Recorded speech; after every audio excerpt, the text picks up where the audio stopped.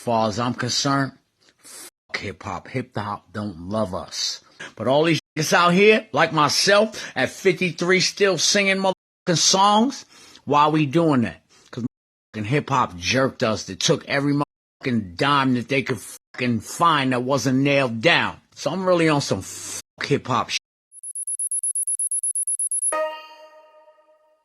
Shan Motique, aka MC Shan, born September 6, 1965.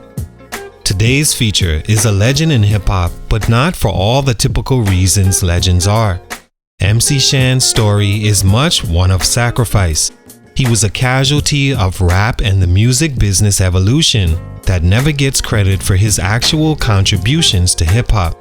DJ Akademiks, hip-hop blogger, not long ago made comments about the older rappers not reaching back to the younger ones and giving them game on how to move correctly and what things to do and not to do to preserve and push the culture forward. In a comment you hear a lot when the conversation turns to what happened to the essence of hip-hop and why the music is what it is today. But in Shan's case, his story is all rappers to follow need to know what not to do in the music business. Older rappers shouldn't have to sit down with and coddle the new era because they each have stories and a particular journey through the rap game and business that you as a rapper can choose exactly the path you'd like to follow or not. The mistakes and misturns that derailed or furthered their careers should be the biggest example, but they're not received. Instead, they're casted away as the old way of doing things and irrelevant because their voices aren't as strong as they once were. If you ask me, the problem with the new era is they refuse to do their homework first and study how an artist like MC Shan got to be, quote, dusty, to use the words of Akademiks. What did he do so wrong that he found himself where he's considered that now when he was one of the hottest rappers in the late 80s, early 90s, one of the first to do it, reason so many careers catapulted like KRS-One and their back and forth, The Bridge, South Bronx, Kill That Noise, and the famous knockout blow The Bridge Is Over. Or a Rakim to some extent being one of the first to record him when no one else wanted to. Or Nas being the inspiration coming from the same neighborhood and used as the bar Nas would try to reach and exceed. MC Shan had a lot to contribute to the game because he's, if nothing else, an example. He took all the arrows to stand up for what he thought was right in hip-hop or not. From the bad deals with labels to being one of the only rappers in those days calling out other rappers for biting their style, to not playing backdoor games literally with labels that wanted to groom him into a huge star for the price of his bunghole, as he says. MC Shan's journey through the music business went from one of the pioneers to him at 53 years old saying "F*** hip-hop." Here's what I think happened to MC Shan. Salute to Adam Norris for this request. Let's talk about it. It's your boy JC Stunted Growth Music. Let's get it, man. Take a minute to like, subscribe, and comment on who I should do next. MC Shan is a rapper from Queens, New York that used to rhyme on benches with Roxanne Shante in the 80s until she began making professional records, to which inspired Shan to take things more seriously. He wrote a song on a brown paper bag called Marley Scratch, lightly inspired by Dimples D, and ran to DJ Marley Marl's house, who lived in the neighborhood, to show him the record. Marley loved it and took Shan under his wing. He would get his industry start in 1985 when MCA Records approached him to do a song called Feed the World. Hip-hop was just 12 years old at that point. Before then, he was just a kid in the Queensbridge projects, happy to be doing hip-hop and getting paid to fly across the world. Coming back to the hood with his tour stories was everything at the time. He was influenced by Kool Moe Dee and Busy Bee, but didn't want to be as complicated or a party rocker. MCA at the time didn't understand the culture and didn't see the vision of what hip-hop would be, thinking it was just a fad that would soon pass, and paid little attention to Shan after Feed the World flopped. Stunt number 1, never having business in order. You see Barbra Streisand, you see and Bruce Springsteen. You see any of these motherfuckers out here on tour every week trying to make $1 to get the rent and mortgage paid? No. Why? Because they business was set straight. Not the fans, not but the business of hip-hop. Y'all can suck my dick with that shit. The initial arrow MC Shan unwillingly and unknowingly took for hip-hop was not going into music and business situations with the knowledge of how business worked. Shan, for the most part, was a good-hearted person, it seems, that kept it real with you as long as you did the same with him. If you said we all could eat off this, then to him, at the time, there was no need for having paperwork. After all, he was still a kid from Queens, happy to be doing what he was doing. He never actually signed a deal with MCA, and because of that, he wasn't owed more than whatever they gave him up front to make Feed the World. They also weren't obligated to continue working with him, so that parting of ways led him to signing the worst deal of his life if you let him tell the story, because it partnered him with Warner Brothers and Tyrone Fly Ty Williams of Cold Chillin' Records, who basically owns all MC Shan's masters, publishing, and every other way else that leads to money coming back to Shan in the future.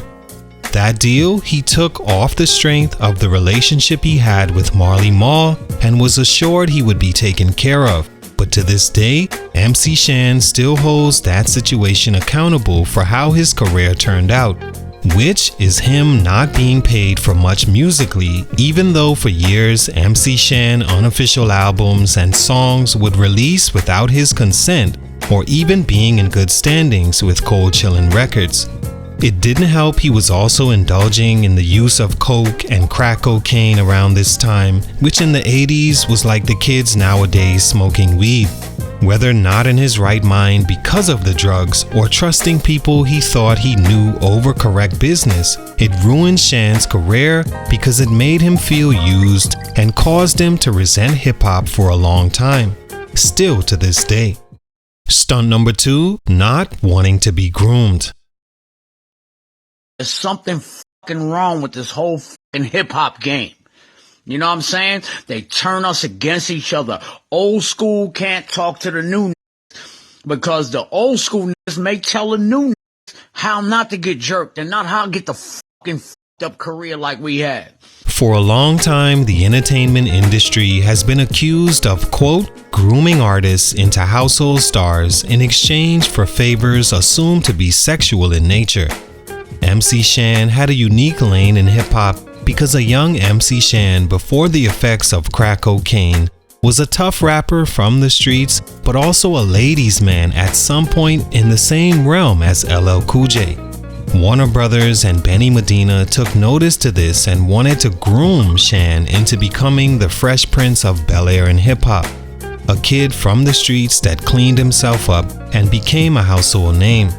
But to do that, Shan alludes to Medina wanting certain favors from him in exchange.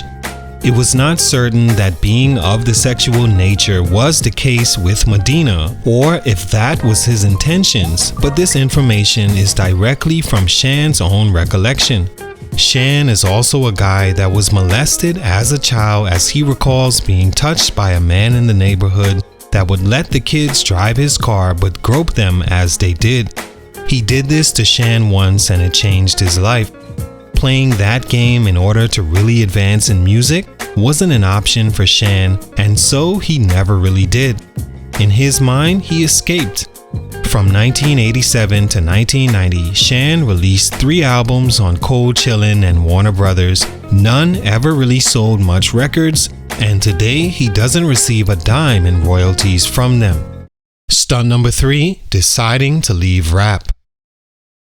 I'm 53 and I just copped a couple of million more motherfucking dollars that say I ain't got to come do your hip hop shows for $2,000. All right? I don't have to do that. Hip hop. Hip hop is not paying us the way that it's supposed to be paying us. I made all of my money on an Irishman and a fucking Puerto Rican. After album 3 played against Shan, Shan decided to leave hip hop as a rapper. By that point, he had seen everything, from guys he came up respecting doing bad business with him, To record labels and their executives trying to steal his manhood, he had simply had enough of the game and decided to try his hand at producing. He linked up with Irish-Canadian MC Snow in 1992 through DJ Marvin Prince while Snow was passing through Queens, New York. The two worked together on the hit song Informer, which was produced by Shan and also featured Shan.